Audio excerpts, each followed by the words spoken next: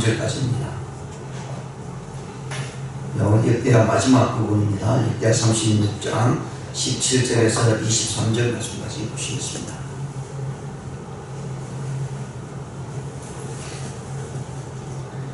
역대하 36장 17절에서 23절 우리 함께 공독하시겠습니다. 시작. 하나님이 갈대아 왕의 손에 그들 다 넘기시니 그가 와서 그들의 성전에서 칼로 청년들을 죽이며 청년 남녀와 노인과 병약한 사람을 긍휼히 여기지 아니하였으며 또 하나님의 전에 대소 그릇들과 여호와의 전에 보물과 왕과 왕백들의 보물을 다 바벨론으로 가져가고 또 하나님의 전을 불사르며 예루살렘 성벽을 걸며 그들의 모든 궁실을 불사르며 그들의 모든 귀한 그릇들을 부수고 칼에서 살아남은 자를 그가 바벨론으로 사로잡아가며 우리가 거기서 갈대아 왕과 그의 자손의 노예가 되어 바사국이 통치할 때까지 이르니라.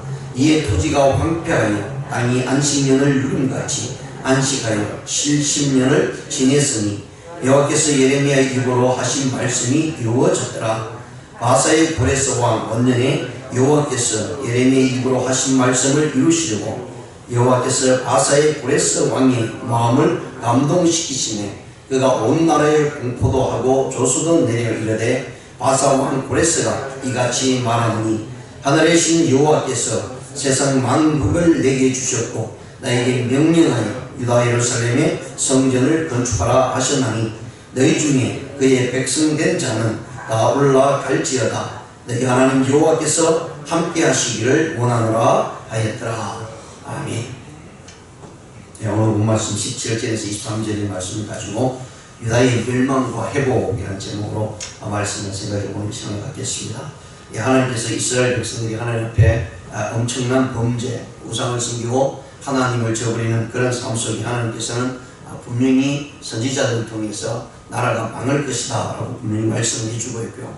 그런 나라가 망하는 가운데 있을 때에도 하나님 계속해서 선지자를 통해서 회개하고 돌아오라. 그리하면 하나님께서 멸망의 시간들을 늦춰주겠다. 또 하나님께서 복된 삶을 누리겠다고 분명히 말씀을 해주고 있습니다. 그러한 가운데 마지막에 하나님의 이스라엘 백성을 다스리는 통치자였던 요시야 왕이 가장 마지막 선왕으로 세워주고요. 그래서 그 요시야 왕은 하나님의 말씀을 통해서 남쪽 유다가 또 북쪽 이스라엘이 망한 가운데 있었지만 하나님께 회복되기 위해서 엄청난 종교 개혁을 하면서요. 유례 없는 유월절을 행함으로 인해서 하나님께 온 나라 백성들이 나갔습니다. 그러나 요시야가 죽은 다음 바로 그 시점을 통해서요. 그 다음 왕이었던 아하시야 왕이나 또 요야김, 시드기야 네 왕이 이렇게 바뀌어지면서요. 나라가 급속도로 멸망으로 길을 가게 되고 결국은 그 일로 인해서 하나님 앞에 제약의 모습이 너무나 완악했기 때문에 이웃에 있는 나라를 통해서 나라가 멸망되어져 가는 것을 우리가 살펴보게 됩니다. 그리고 마지막 시드기야 왕이 나라를 통치할 때 하나님께서는요 더 다른 어떤 왕보다도 많은 선지자들이 있습니다. 그리고 그 선지자는 굉장히 유명한 대선지자의 역할을 했던 사람들이 있습니다. 그렇게도 훌륭한 수많은 선지자가 나타나서 시드기야 왕에게 또 이 왕들을 통해서도 하나님의 살아 역사하심과 하나님의 계획들을 알려주었음에도 불구하고 시드기야는 하나님의 말씀을 듣지 않고 하나님 앞에 가장 악한 왕의 모습으로 나타나게 되었다라고 말씀합니다. 그러면서 하나님을 믿지 않고 우상을 섬길 때 하나님은 어떻게 그 한 사람, 그 사회, 그 나라를 징벌하는가를 분명히 보여줍니다. 이것은요 하나님을 믿었던 백성이든 믿지 않았던 백성은 동일하게 적용이 된다는 사실이에요. 왜냐하면 하나님께서 이스라엘 백성들을 애굽에서 탈출시키고 광야 생활하면서 가나안에 들어갈 때 모세나 여호수아에게도 분명히 말씀합니다. 가나안에 들어가면 가나안에 있는 모든 우상이나 그 족속들을 멸절하라 라고 말씀합니다. 거기는 왜 우상을 섬겼고 하나님 앞에서 악한 모습으로 나타났던 땅이었고 백성들이었기 때문에 하나님께서는 여호수아에게 그 땅을 차지할 때마다 그 땅에 있는 모든 족속들 깡그리째 멸절하고 없애버려 진멸하라 라고 이렇게 말씀을 해주었습니다. 근데 잘 보세요. 그 말씀이요 지금 이스라엘 백성들에게 적용이 됩니다. 왜요? 똑같은 모습으로 하나님을 배반하고 우상을 섬겼기 때문입니다. 그래서 오늘 본 말씀을 보시면 시드기야가 하나님 앞에서 악할 대로 악하게 되죠. 수많은 말씀을 예레미야 선지자를 통해서 또 많은 선지 에스겔 선지자를 통해서 또 에스라 선지자를 통해 수없이 이야기를 해 주었음에도 불구하고 그들은 그 말씀을 듣지 않았습니다. 결국 그리할 때 하나님 앞에서 우상을 섬기고요, 성전을 더럽히고 그런 모습을 통해서 하나님은 결국은 느부갓네살 왕을 통해서 수없이 이야기를 해 주었음에도 불구하고 하나님 앞에 돌아오지 않을 때 하나님께서는 그 왕의 손을 통해서요 이스라엘 나라의 백성들을, 남쪽 유다를 완전히 초토화 침멸하게 됩니다. 그리고 성전을 완전히 없애버립니다. 왕궁을 완전히 없앱니다. 그리고 살아있는 사람들 다 데리고 갑니다. 왜? 전쟁 속에서 죽인 사람 다 죽였거든요. 그리고 살아난 사람은 또 그들 다 포로로 잡아가는 그런 모습들을 보게 됩니다. 결국은 이런 모습을 보면서 이스라엘 백성들이 이제 완전히 망했다, 되돌아올 수 없는 강을 건넜다라고 이야기합니다. 그럼에도 불구하고 하나님은요, 하나님을 믿는 백성들을 돌아오기를 위해서 용서해 주기를 원하는 그런 마음을 계속해서 가지고 있었고요. 그래서 예레미야 선지자를 통해서 너희가 지금은 너희 죄로 인해서 망해져 가고 있지만 70년 후에는 다시 이스라엘 백성들을 회복하겠다라고 하는 모습으로 오늘 말씀을 결론을 지어주고 있는 내용을 우리가 살펴보면서요, 우리 믿음의 신앙이 과연 하나님 앞에서 어떤 모습으로 살아갈 것인가, 그런 가운데 세상의 모습이 우리에게 다가왔을 때 우리는 그 세상을 어떻게 대처할 것인가를 한번 생각해보는 시간을 갖겠습니다. 17절에서 21절까지는 이제 남쪽 유다가 완전히 멸망하는, 그러니까 느부갓네살의 3차 전쟁이 일어납니다. 3차 침입으로 인해서요 완전히 예루살렘 성전이 사라집니다.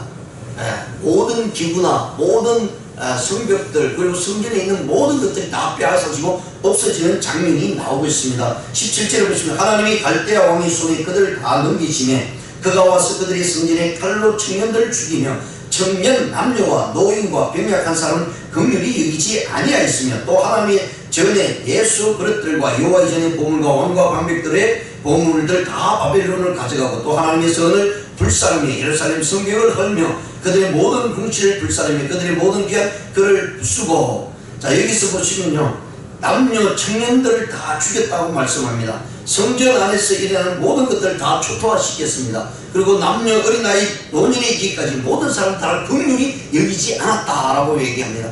이 말씀이 하나님이 지금 이스라엘 백성들에게 행하고 있는 모습입니다.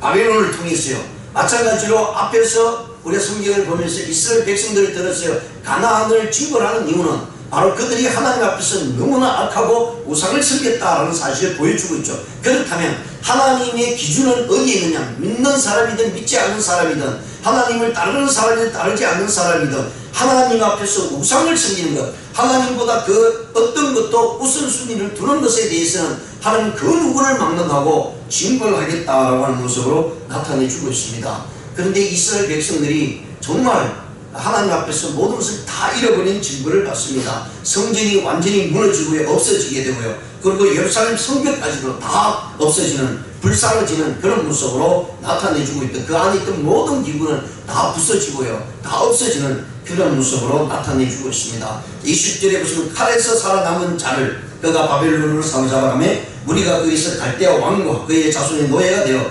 바사국이 통치할 때까지 이르니라. 자, 칼에서 남은 자들, 우리가 성경에 보시면 이제 에스라가 나오고요, 또 느헤미야도 나오고 또 다니엘도 나옵니다. 그런데 여기에서 살아남은 사람들 있죠. 살아남은 사람들은 바벨론으로 포로로 잡혀갑니다. 그때 잡혀간 사람이 다니엘이고 다니엘의 세 친구고 또 여러 사람들이 있습니다. 자, 그런 가운데 하나님께서는요, 그래도 요시야 시대 때의 종교개혁을 통해서 하나님을 맛본 사람, 그리고 유월절을 통해서 하나님 앞에 어떻게 자신들을 드리고 하나님을 만나는 그런 가운데 있었던 사람들이 있습니다. 그런 와중에서도요, 나라가 멸망하고 하나님 앞에서 범죄함으로써 전체적인 면에 있어서 국가가 완전히 사라지는 그런 가운데 있었어도요, 하나님은 그 가운데 믿음을 가지고, 믿는 믿음을 가지고 하나님의 말씀대로 살아가고자 하는 그런 인물들이 있었다는 얘기입니다. 남은 자들이 있었다는 얘기죠. 그렇습니다. 어떤 시대든 나라가 망하는 가운데서도요, 하나님은 믿는 자들을 남겨둡니다. 전체적으로 봤을 때는 제약으로 말미암아 멸망받을 수밖에 없었지만 그것이요, 우리 대한민국에도, 대한제국에도 그대로 적용이 됩니다.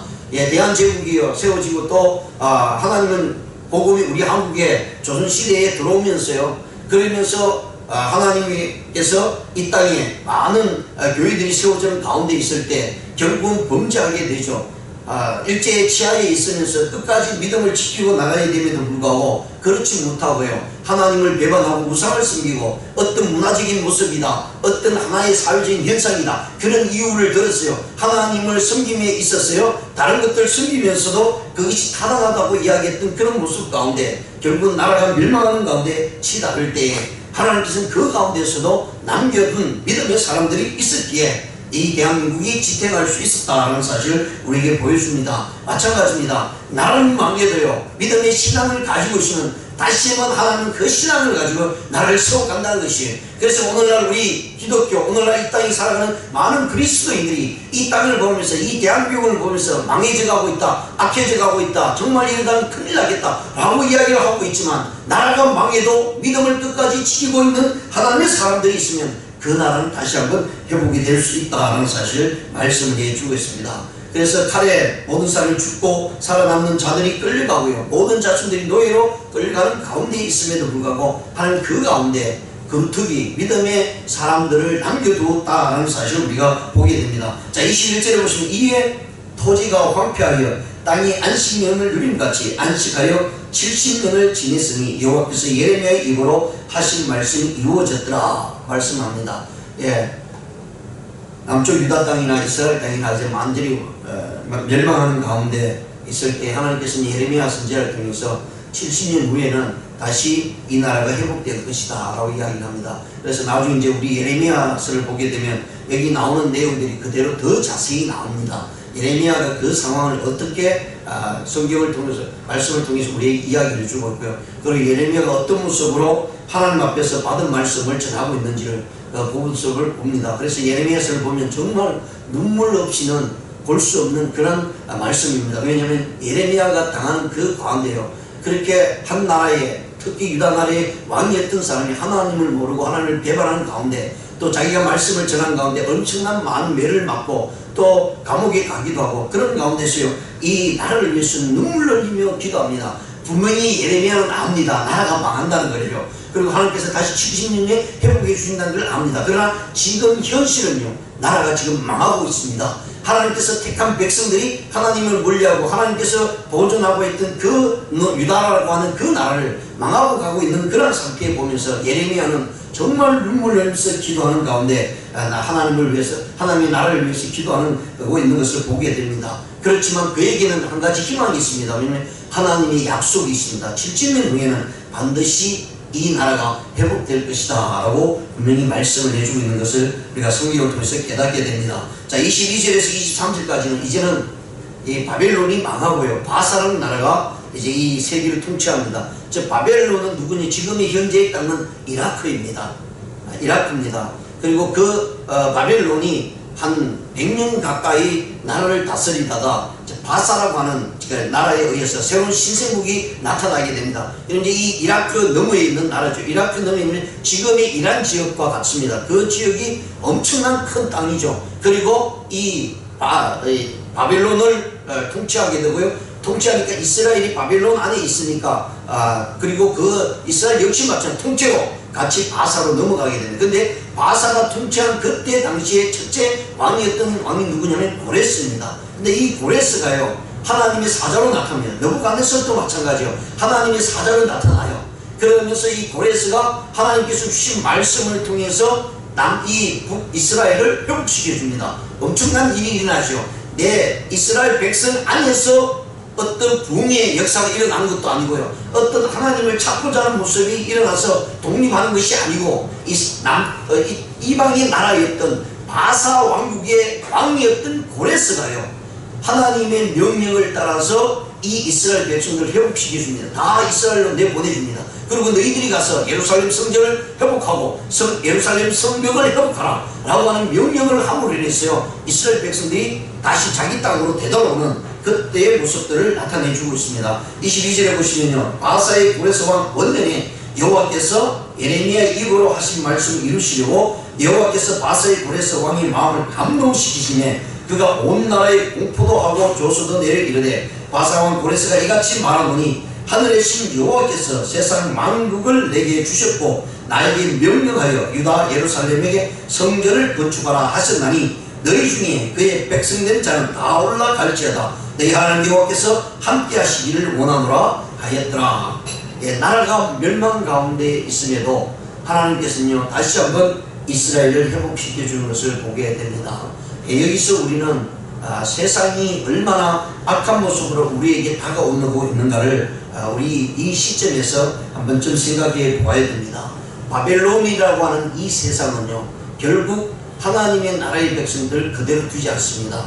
왜냐하면 이 세상은 사단 마귀가 공중권세 잡은 관계로 인해서요 우리를 지배하려고 하는 모습이 분명히 있다라고 얘기를 해주고 있습니다. 그렇습니다. 오늘 본 말씀 20절에 보시면요 제가 바벨론으로 사로잡아가면 우리가 거기서 갈대아 왕과 그 자손의 노예가 되어 바사국이 주체할 때까지 이르니라 라고 말씀을 해주고 있는 것을 볼 수 있어요. 통치할 때까지 이르게 됩니다. 결국은 우리가 이 땅에 살아가면서요 사단 마귀의 이 세상 속에서 살아가게 됩니다. 왜냐하면 하나님의 심판 때까지 이 사단 마귀는 노임을 주었기 때문에, 그래서 자기가 그 지옥에 들어가기까지는 자기 세상인 줄 알고요 수많은 사람들을 하나님께로부터 멀어지게 하고 자기의 가는 길을 끌고 가고자 하는 것이 바로 이 세상의 모습입니다. 바벨론도 마찬가지였고요. 그런 가운데 하나님께서는요 망할 수밖에 없는 이 땅, 멸망받을 수밖에 없는 이 땅에서도요 우리에게 희망과 소망을 주셨는데, 그것이 무엇이냐면 바로 예수님이 이 땅에 보내주셨다라는 사실을 말씀을 합니다. 그렇습니다. 이 땅에 악한 모습으로 살아가는 이 땅 속에 살아가고 있지만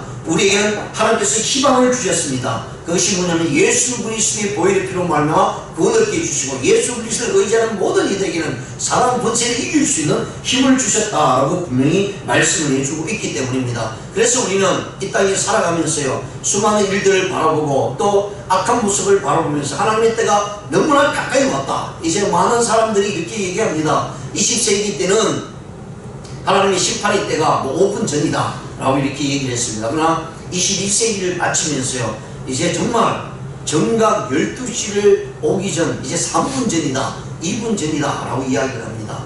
어느 순간에 나라가 망합니다. 왜 그런 줄 아세요? 하나님께서는 마지막 때가 되면요 정말 하나님의 복음의 말씀이 정말 엄청나게 전파되게 하십니다. 그게 남쪽 유다가 멸망하는 시기와 너무나 똑같다는 거예요. 그 시기에는요 하나님께서는 수많은 믿음의 선지자들, 엄청난 훌륭한 선지자를 보내주셨고요 이사야 선지자를 통해서 예레미야 선지자를 그 어느 때보다도요 대선지자 소선지자를 보내주면서요 집중적으로 하나님께서 남쪽 유다를 향해서 회복하라고 말씀해 주고 있습니다. 그런데 악한 길로 갔거든요. 그리고 결국은 요시야를 거치고요 23년 만에 나라가 망합니다. 여러분 지금 현상을 보세요. 얼마나 많은 복음의 역사가 일어나고 복음이 전해지고 있습니까? 이곳에만 해도 교회, 십자가의 교회들이 많이 세워졌습니다. 세상 사람들이 볼 때는 왜 교회가 이렇게 많이 있느냐, 이렇게 많이 필요하냐, 아니 우리 믿는 사람들까지도요 왜 교회가 이렇게 많은지 모르겠다 라고 이야기합니다. 그런데요 교회가 많아야 되죠. 한 교회가 세워질 때마다 그 교회는요 하나님의 복음을 위해서 세워집니다.